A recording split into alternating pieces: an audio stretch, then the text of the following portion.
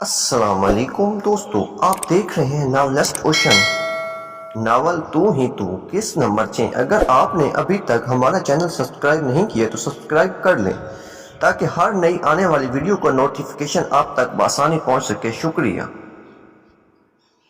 حاذق paper واپس مانگ اور ٹائم گزر گیا ہے۔ جب سر کو پیپر لیے 5 منٹ سے زیادہ وقت ہوا تو حماد اس کی کرسی کو پیچھے سے پاؤں مار کر سرگوشی میں کہنے لگا، لیکن حاذق نے اس بار پیچھے مڑنے کی غلطی نہ کی، صرف سر کو ہلکا سا نام ہلا دیا جیسے کہہ رہا ہو کہ میرا کوئی موڈ نہیں سر کی منتیں کرنے کا۔ حماد نے غصے میں زور سے کرسی کو ہٹ کیا اور اپنا پن بند کر کے مزید پیپر لکھنے سے ہاتھ روک لیا۔ اگر تم نے پیپر واپس نہ مانگا تو میں بھی ایک لفظ مزید نہیں لکھوں گا۔ وہ قدرے نیچے کو جھک کر سرگوشی کر کے واپس اپنی سیٹ پر سیدھا ہو کر بیٹھ گیا۔ سر پلیز اس کا پیپر واپس کر دیں، پہلے ہی اتنا ٹائم گزر گیا اور آج کا پیپر ہے بھی لمبا کیسے پورا ہو سکے گا۔ سفائر جو کب سے اپنا پیپر چھوڑے ان دونوں کی حرکتیں دیکھ رہی تھی، آخر کار ایک لمبی سانس لینے کے بعد کلاس کی خاموشی میں بولنے کی جسارت کر چکی تھی۔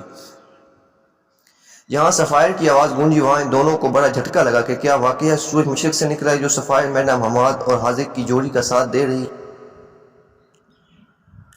یس سر، پلیز آپ حاذق کا پیپر واپس کر دیں، کیونکہ سوال میں نے پوچھا تھا وہ تو بس مجھے بتانے کے لیے پیچھے دیکھ رہا تھا۔ سفائر کے یکدم بولنے پر حماد کو ہمت ملی تو بول اٹھا، آپ بے شک میرا پیپر لے لیں لیکن حاذق کا پیپر واپس کر دیں، بے وقوف انسان۔ حاذق نے پیچھے مڑ کر باقاعدہ سے آنکھیں دکھائیں، کیونکہ وہ ایک بار پھر جوش میں ہوش کھو بیٹھا تھا، زیادہ ہی جذباتی تھا۔ Okay I have no issue sir, اتنا کہہ کر حماد کا پیپر بھی کھینچ لیا اور حاذق کا بھی واپس نہ کیا۔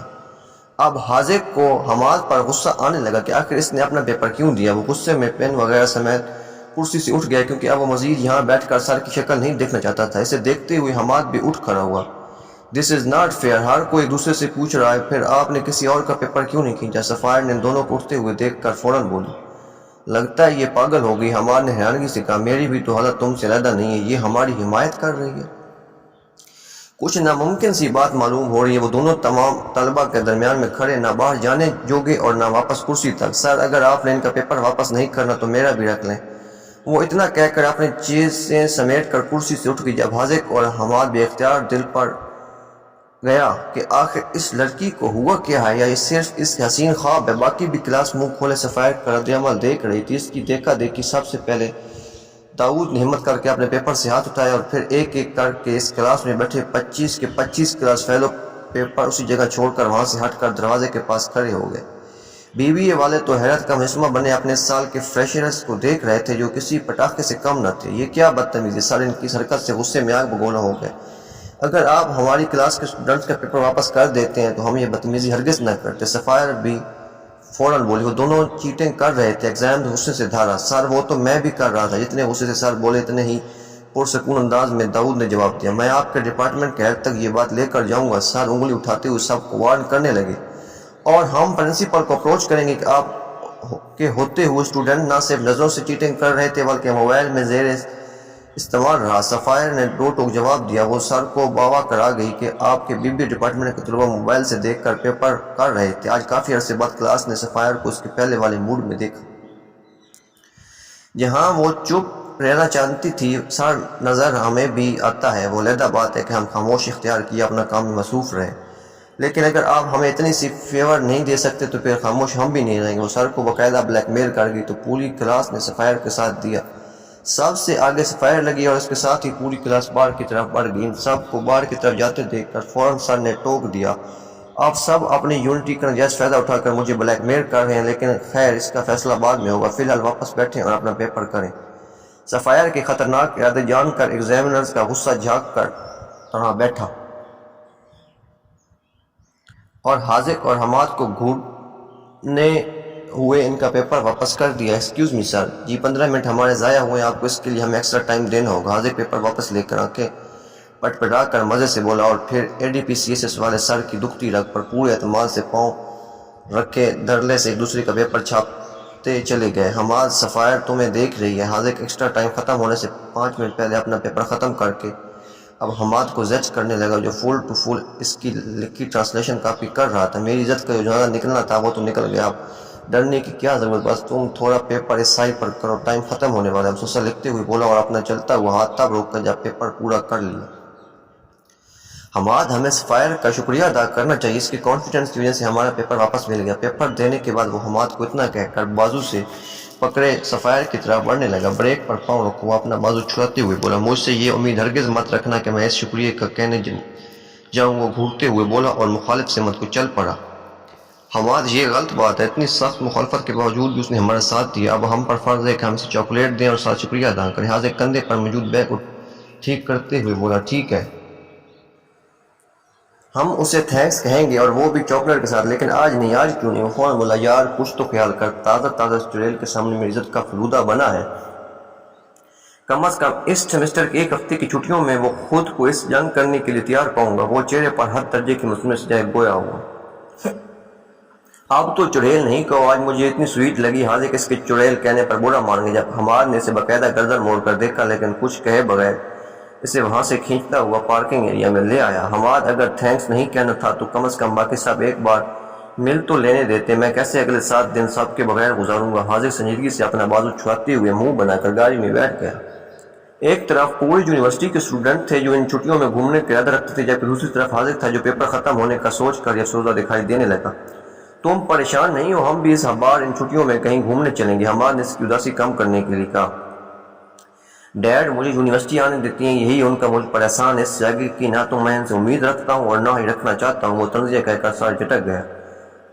حماد، میں نے سنا ہے اولاد جیسی بھی ہو، چاہے وہ اچھی ہو یا بد سے بدترین، والدین کا دل اس معاملے میں اتنا نرم ہوتا ہے کہ وہ اس کی ہر خطا آسانی سے معاف کر دیتے ہیں۔ یکدم اس کا خود کی ذات پر چڑھا ہوا ہول ہٹ گیا تو وہ پوری اب و تاب سے بکھرنے لگا۔ لیکن میرے معاملے میں ایسا کیوں نہیں حماد؟ وہ دونوں جو میرے وجود کا اصل ہے وہ مجھے آج تک معاف نہیں کر سکے، حالانکہ میں نے تو کچھ بھی نہیں کیا۔ وہ لبوں پر مسکراہٹ سے جائے گویا ہوا، لیکن آنکھوں سے نکلنے والے چند گرم پانی کے قطرے اسے احساس دلا گئے کہ وہ پھر سے جذبات کی روح میں بہہ چکا ہے۔ حاضر، کچھ لوگوں کو اللہ نے یہ توفیق ہی نہیں دی کہ وہ ہیرو کو پہچانے کی وسعت رکھیں، وہ اپنے مخصوص انداز میں اس کی ہمت بندھانے لگتے ہیں۔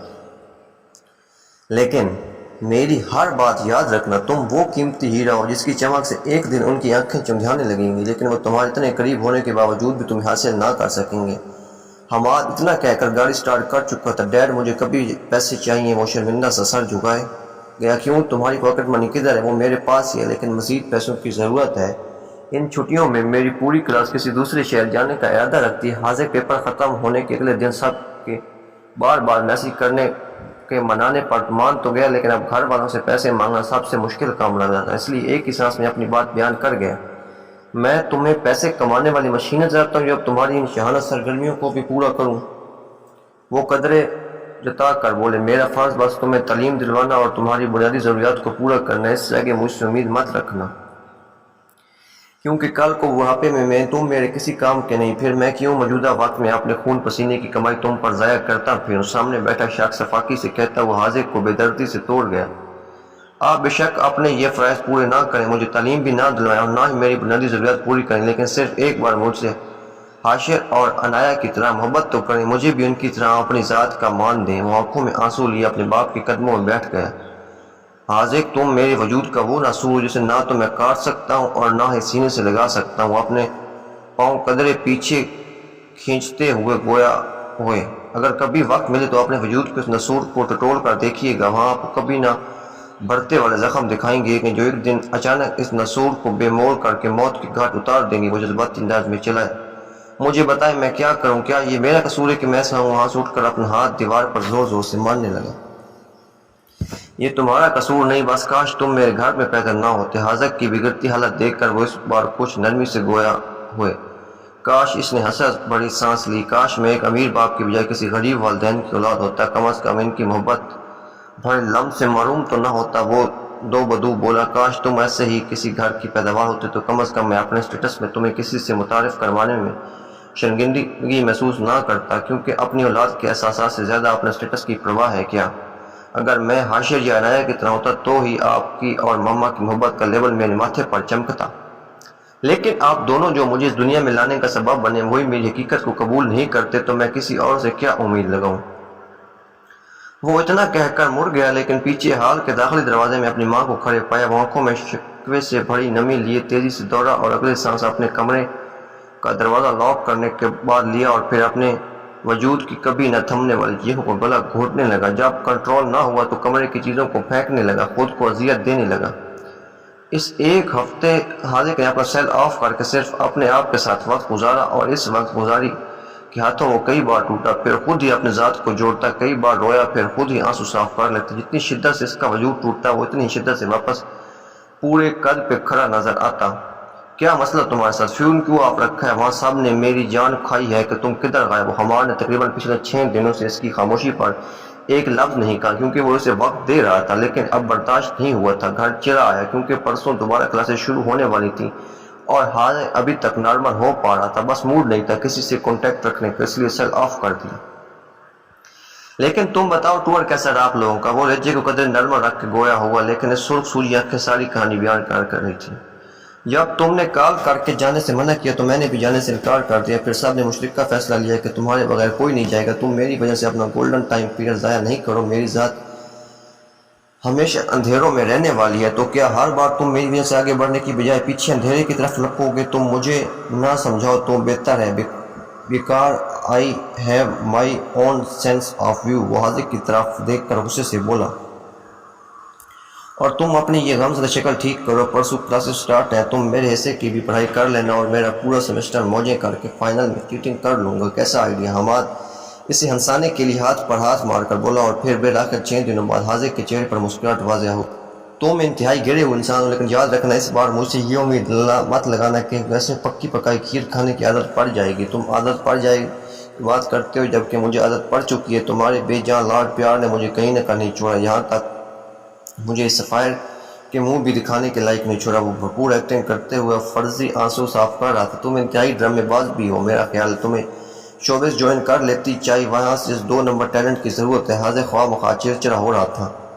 میری چھوڑو، تم جوائن کر لو، اچھے خاصے چلتے پھرتے ماڈل ہو، کسی بھی برانڈ کے کپڑوں کی مشہوری کر سکتے ہو۔ حماد کی غیر سنجیدگی سے کی گئی بات یکدم حاذق کے دل کی لگی۔ وہ پچھلے دنوں میں شدت سے پارٹ ٹائم جاب کے بارے میں سوچ رہا تھا، لیکن اب حماد کی بات میں سوچوں کہ دو راہ کے لیے، لیکن حماد سے کوئی بات کیے بغیر وہ موضوع بدل گیا۔ حاذق ٹھیک تو ہے نا؟ حماد فون کال سننے کی غرض سے کلاس سے باہر نکلا تو داؤد بھی اس کے پیچھے آ گیا اور کال بند ہونے پر استفسار کرنے لگا، کیونکہ نہ صرف داؤد نے بلکہ باقی کلاس نے بھی حاذق کے اس نئے سیمسٹر میں غیر معمولی سنجیدگی نوٹ کی تھی۔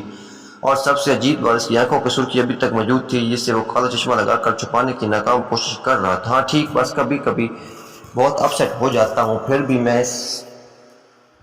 سپیس دیتا ہوں کہ وہ اکیلا خود کے ساتھ وقت گزارے، اپنے آپ کو سمجھے، لوگوں سے لڑنا سیکھے، بلکہ نہیں لوگ تو پھر کچھ نہیں کہتے، اپنے گھر والوں سے لڑنا سیکھے، کیونکہ اصل تکلیف کی وجہ وہی اپنے حماد رنجیدہ ہو۔ لیکن تم لوگ پریشان نہیں ہو، کلاسیں سٹارٹ ہوں گی ہیں، اب دوبارہ نارمل ہو جائے گا۔ حماد نے اسے مطمئن کیا۔ سفائر جو کہ کلاس سے باہر نکلنے کی غرض سے دروازہ کھول رہی تھی، حماد اور داؤد آواز سن کر باختیار ان کی باتیں سننے لگے اور پھر ایک فیصلے پر پہنچے جس کا کام کرنے کے لیے وہ خود میں پچھلے 4 مہینے سے ہمت نہ لا پا رہی تھی۔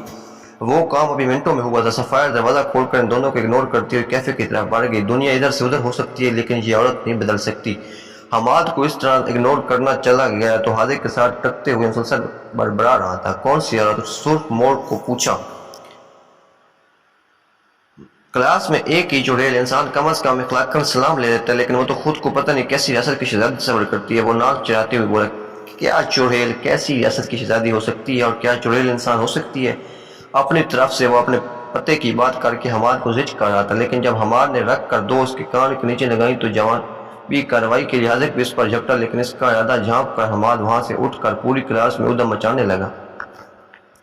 حاذق نے جو ہی اپنا بدلہ پورا کیا، کلاس اپنے داد دینے لگی اور حماد صاحب نے جوش میں آ کر ایک بار پھر ہوش کھو دی۔ Listen to me very carefully, ADPCS والوں میں ایک انتہائی شریف اور معصوم قسم کا انسان ہوں اور مجھ جیسا انسان آپ کو موبائل کی ٹارچ لے کر ڈھونڈنے پر نہیں ملے گا۔ وہ پہلی لائن میں رکھی کرسیوں میں سے ایک پر چڑھ کر ہاتھ اٹھا کر پورے جوبن میں بولنا شروع ہو گیا، لیکن یہ بھول گیا کہ کرسی پر رکھا گیا بیگ اس کے پاؤں لگنے سے مسلسل گندا ہو رہا ہے۔ ہمارا دماغ تو نے خراب، جو ٹارچ لے کر ایک بار پھر سے تم جیسا پیس سی ڈھونڈے، تم کیا جانو، تم میں برداشت کرنے پر ہم یونیورسٹی کی ہواؤں کے ساتھ ساتھ یہاں کی دیواریں اور فرنیچر تک بھی سلام کہتے ہیں۔ حاذق نے اس کی کمر پر موقع مارتے ہوئے کہا اور فوراً علی کے پیچھے ہو گیا، کیونکہ حماد اس کے بالوں پر ہاتھ ڈالنے میں منٹ کی دیری نہ کرتا۔ تم اپنی خیر، ابھی آدھی بات حماد کے منہ میں ہی تھی جب اس کی ناک پر کوئی چیز کافی زور سے لگی۔ وہ تیری! اس نے ناک پر ہاتھ رکھے فوراً اس طرف نظریں کی جہاں سے مار کر مارا گیا، لیکن یہ کیا، سامنے صفائے بیگم جرحانہ تیور لیے سے گھورنے میں مصروف تھی۔